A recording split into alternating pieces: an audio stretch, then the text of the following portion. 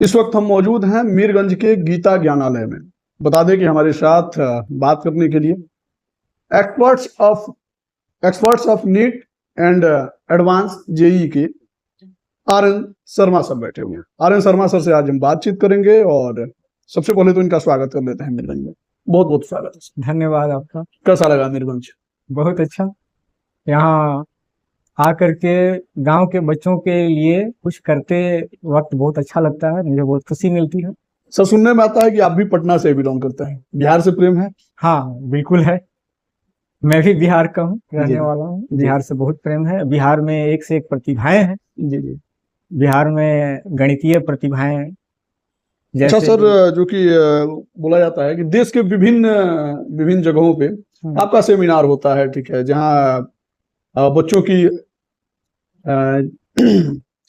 जहाँ बच्चों की मतलब मार्गदर्शन की आवश्यकता होती है, वहां पे आप जाते हैं, सेमिनार करते हैं, बच्चों को आप मोटिवेट करते हैं। और आज यहाँ पे भी गीता ज्ञानालय में भी आप कंपटीशन अवेयरनेस वर्कशॉप के तहत आप यहाँ पे बच्चों को लाभान्वित करने के लिए आए हुए हैं। क्या उद्देश्य है इसका? इसका उद्देश्य क्या है?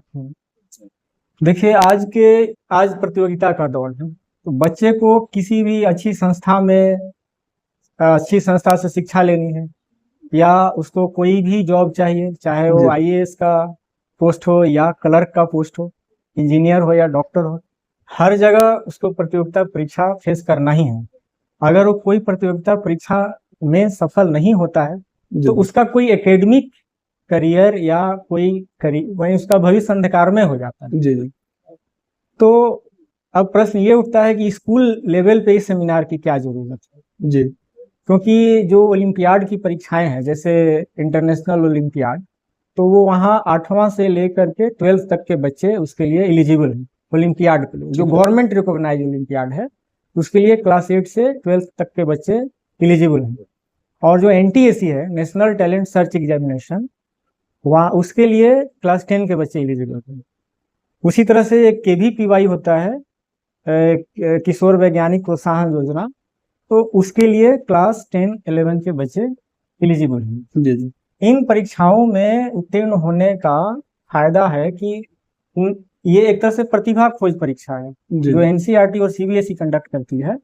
तो सरकार जो प्रतिभावान बच्चे हैं उनकी खोज करती है, उसका नाम ही है टैलेंट सर्च एग्जाम। इससे प्रतिभावान बच्चों को पहचान करके उनको सरकार सहायता देती है, यानी उनको एक निश्चित राशि हर महीने देती है जब तक वो पढ़ते हैं। उदाहरण के लिए अगर NTSE स्टेज 2 कोई क्लियर करता है तो एक तो उसको NTSE का टैग मिल जाता है कि NTSE स्कॉलर है। उसके बाद उसको सरकार जब तक वो पढ़ता है तब तक उसको छात्रवृत्ति देती है, स्कॉलरशिप देती है। तो अगर जैसे 11th 12th में जब वो बच्चा जाएगा तो उसको अभी ये बाद में बढ़ सकता है, ये राशि अभी 1250 रुपया मिलता है, और ग्रेजुएशन में जब वो बच्चा जाएगा तो 2000 रुपये प्रति माह उसको मिलती है। फिर वो MSc PhD करता है तो EGC के जो नॉर्म्स है उसके अनुसार उसको स्कॉलरशिप मिलता है, यानी वो जब तक अध्ययन करेगा तब तक उसको सरकार सहायता देती है। अच्छा, ये जो 3 दिवसीय आपका जो कार्यक्रम है सर, ये जो 3 दिवसीय कार्यक्रम जो आपका है गीता ज्ञानालय में, तो यहाँ पे जो बच्चे यहाँ पे जो पढ़ते हैं उन्हीं बच्चों को आप मतलब ट्रेन करेंगे या फिर बाहर के भी बच्चे आके यहाँ पे कुछ सीख सकते हैं आपसे?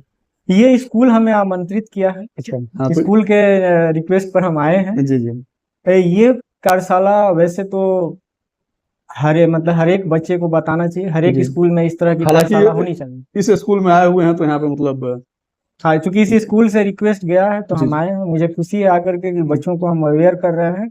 हाल फिलहाल में सर आप बिहार सरकार के द्वारा मतलब उनके सहयोग से आप फिनलैंड गए हुए थे, क्यों गए थे? देखिए, फिनलैंड की जो शिक्षा व्यवस्था है वो विश्व में नंबर 1 है, वहाँ की शिक्षा व्यवस्था। जी, आप गूगल पे सर्च करके देख सकते हैं। तो फिनलैंड का जो एजुकेशन सिस्टम है वो वर्ल्ड्स बेस्ट है। तो वहाँ मैं ही नहीं गया था, वहाँ और भी लोग जाते रहते हैं, अमेरिका जैसे देश के भी लोग जाते हैं। नहीं, बहुत लोग जाते हैं, ठीक है। हाँ, लेकिन हमारे बीच आप बैठे हुए हैं तो सवाल तो आपसे वही मैं बता रहा हूँ कि वहाँ जाने का उद्देश्य कोई भी जाए उसका मतलब जो इस पर्पज से जाता है ये समझने के लिए कि आखिर ये लोग करता क्या, कैसे पढ़ाता है, क्या इनका सिलेबस है, कैसे सिलेबस डिजाइन होता है, किस तरह से पढ़ाया जाता है, क्यों ये सबसे बेहतरीन शिक्षा व्यवस्था है, और फिर उसका क्या असर है बच्चों पे। और हमारे देश की जो शिक्षा व्यवस्था है उससे ये भिन्न कैसे है, जी। ये समझ, तो वहां जाने से ही ज्यादा अच्छा समझ में क्या आएगा। फायदा हुआ? क्या फायदा हुआ? हाँ, फायदा ये हुआ कि वहाँ जो परीक्षा जो है वहाँ, मतलब जो पढ़ाने का जो तरीका है वो बिल्कुल अलग है। अलग है। वहाँ, हाँ, वहाँ पर 7वां सेवेंथ नहीं, वहाँ पर क्या है, 7 साल, 7 साल तक वो लोग वेट करता है। मतलब बच्चे 6-7 साल के होते हैं तभी वहाँ पे एडमिशन होता है। कुछ अच्छा, यानी मेन कि बातें 7 साल का बच्चा होगा तब स्कूल जाएगा, जैसे अपने वहाँ 2.5 साल 3 साल के बच्चों के स्कूल में डाल दिया था, वो नहीं। तो वहाँ मतलब कुछ क्या डिफरेंट है वो आपको बता रहे हैं कि भारत से डिफरेंट क्या है। तो वहाँ वो लोग कुछ दिन वेट करता है, मतलब तुरंत एडमिशन नहीं, जैसे यहाँ पे 3 साल 4 साल के बच्चे का भी होता है एडमिशन स्कूल में, वैसे वहाँ नहीं।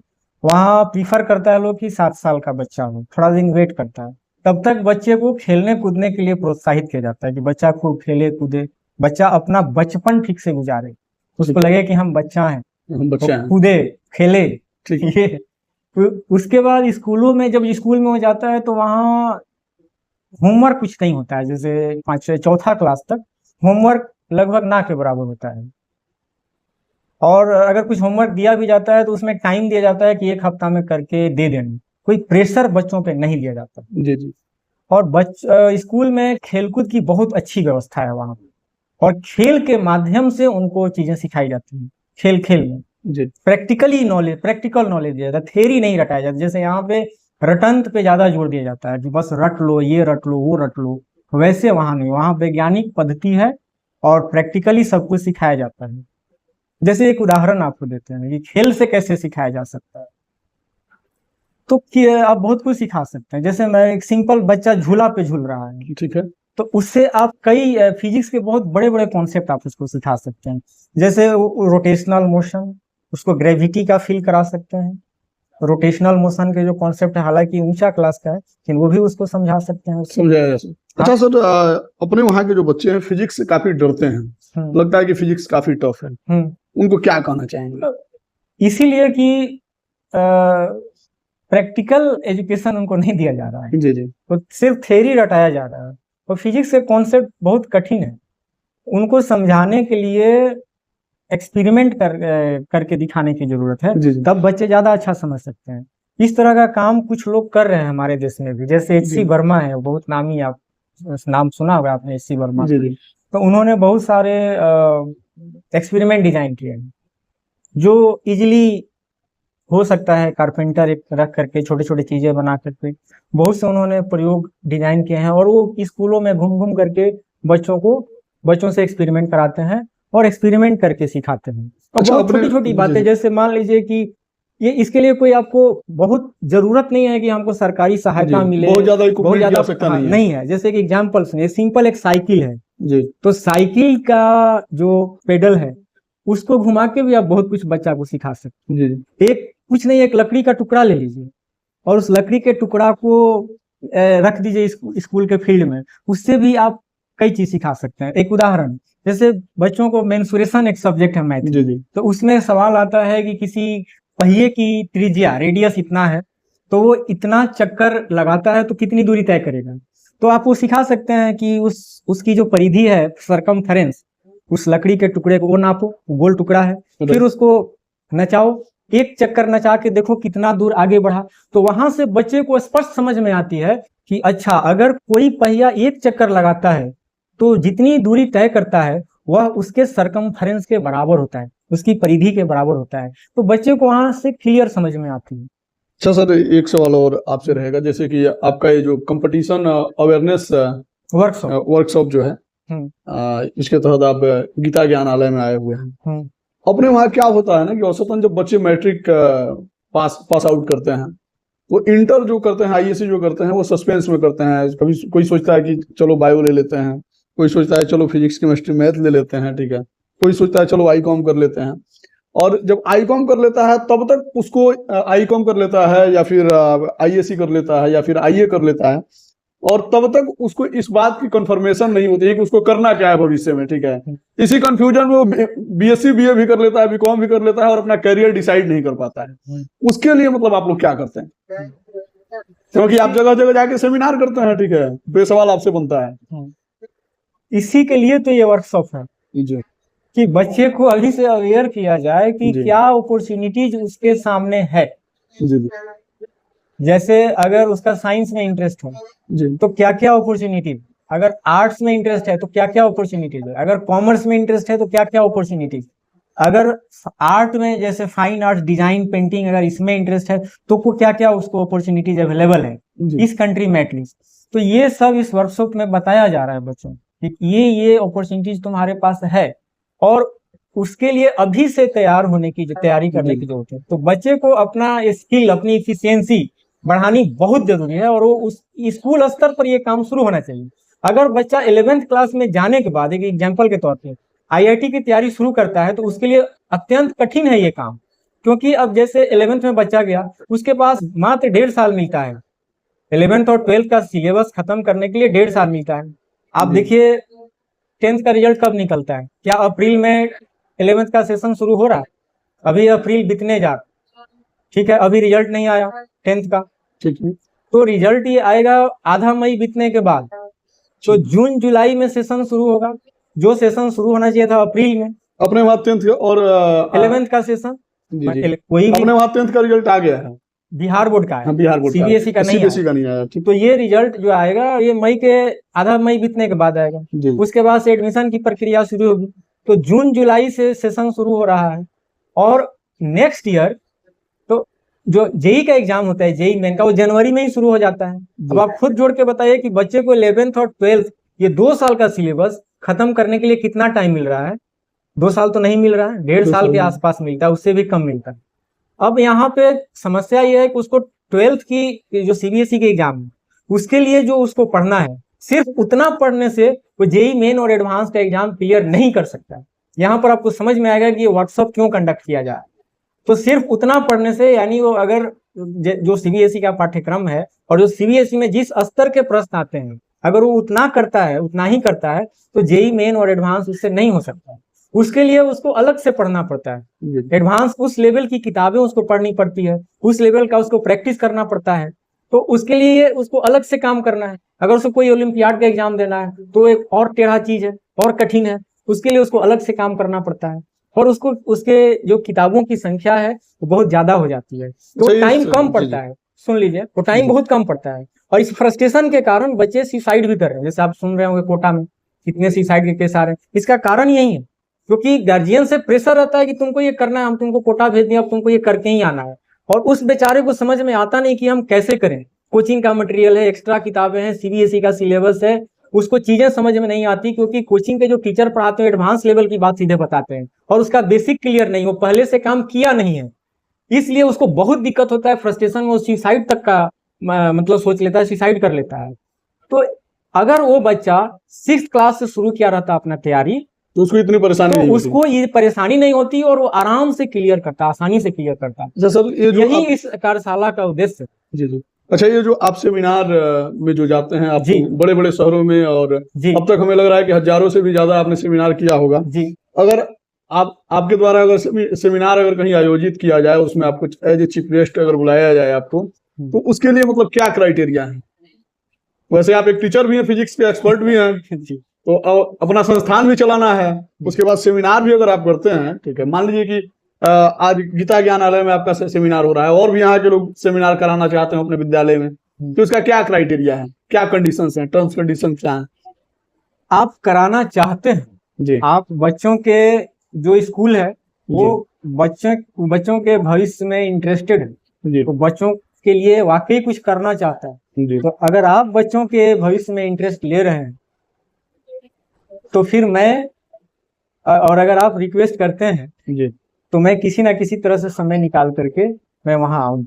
सर, आप समय निकाल के तो आएंगे, लेकिन मान लीजिए कि पैसा हर किसी की जरूरत होती है, आपकी भी जरूरत है, मेरी भी जरूरत है, दुनिया की भी जरूरत है, इसको नकारा नहीं जा सकता है, ठीक है, इसके लिए कुछ चार्ज भी करते होंगे, क्योंकि आजीविका और अपने व्यवस्था को मेंटेन करने के लिए तो पैसा चाहिए, तो इसके लिए चार्ज क्या करते होंगे मिनिमम?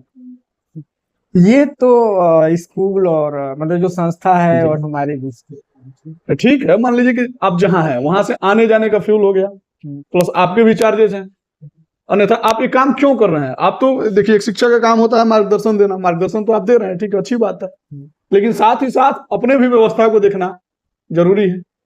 तो अगर कोई व्यक्ति सेमिनार कराना चाहता हो तो संपर्क आपसे कैसे कर पाए? चलिए देखिए, अमाउंट को छोड़ देते हैं, अमाउंट की, देख आपकी सवाल, आपका प्रश्न बहुत अच्छा है और मुझे पसंद आया कि आप प्रैक्टिकल व्यक्ति हैं, आप फ्रैंकली पूछ रहे हैं।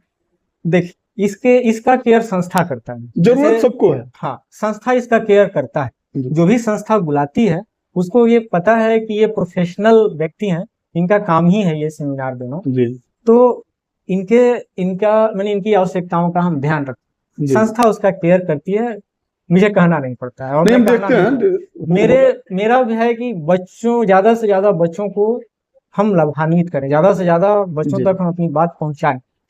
और बच्चे अगर इस 6th क्लास में, जैसे यहाँ आज हमने बताया, हर तरह के एग्जाम के बारे में बताया, NTAC क्या है, KVPY क्या है, ओलंपियाड क्या है, कौन सा ओलंपियाड देना चाहिए, क्योंकि बहुत से प्राइवेट एजेंसियां आती हैं, उनका वो भी ओलंपियाड लेती हैं, एक गवर्नमेंट रिकॉग्नाइज ओलंपियाड होता है, ये सब बच्चों को बताना जरूरी है।